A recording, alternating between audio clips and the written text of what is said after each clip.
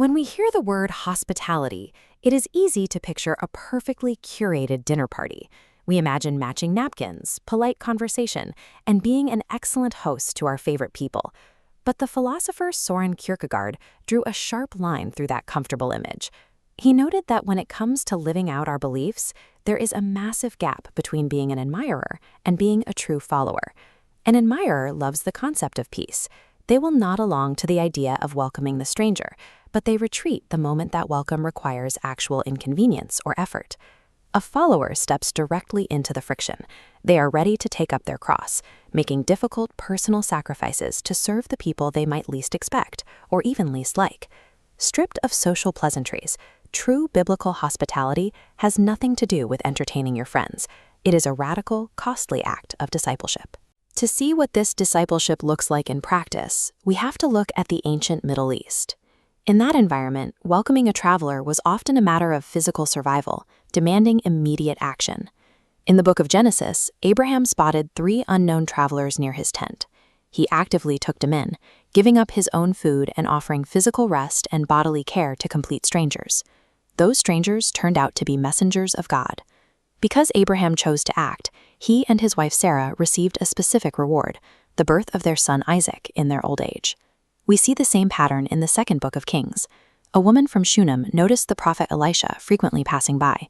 She sacrificed her own resources to build and furnish a dedicated room on her roof, ensuring he always had shelter. She and her aging husband were childless, but in response to her act of sacrifice, the prophet blessed them. By the following year, she too was holding a baby son. In this ancient paradigm, a clear causal link emerges.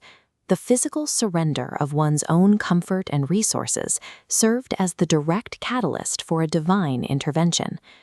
Jesus took that established historical model of hospitality and raised the stakes entirely. Jesus introduced a radical theological equation. Receiving a marginalized stranger is the exact same act as receiving Jesus himself. He then expanded the logic. By welcoming the stranger, you are directly receiving God the Father, the creator of the universe. This means the most unglamorous, everyday action, something as simple as handing a cup of cold water to a vulnerable person, becomes a direct physical encounter with the divine. Living out that equation comes with a steep price. Welcoming others as if they are God requires placing God's will entirely above our own comfort. We find the framework for extreme personal sacrifice in Paul's letter to the Romans.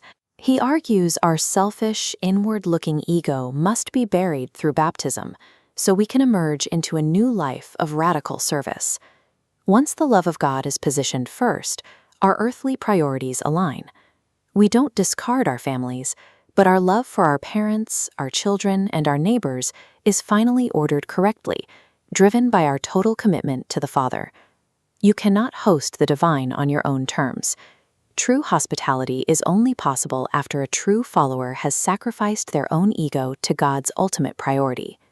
Moving from an admirer to a follower doesn't begin with grand public gestures. It starts quietly, down at the individual level. This internal discipline creates a ripple effect.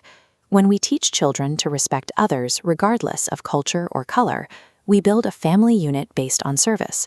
Over time, these values produce a generation of citizens who instinctively protect the integrity and harmony of their nation. We can see this outward expansion play out inside a local community, using a modern parish like St. John's as a blueprint. It requires highly specific, unglamorous labor. It means hosting wine and cheese events to welcome newly registered strangers, or staffing ministries designed to feed the hungry and support the sick and the homeless. These efforts bridge the gap between the ancient world and the modern. Each ministry is a contemporary iteration of Abraham's tent, reopened for the stranger.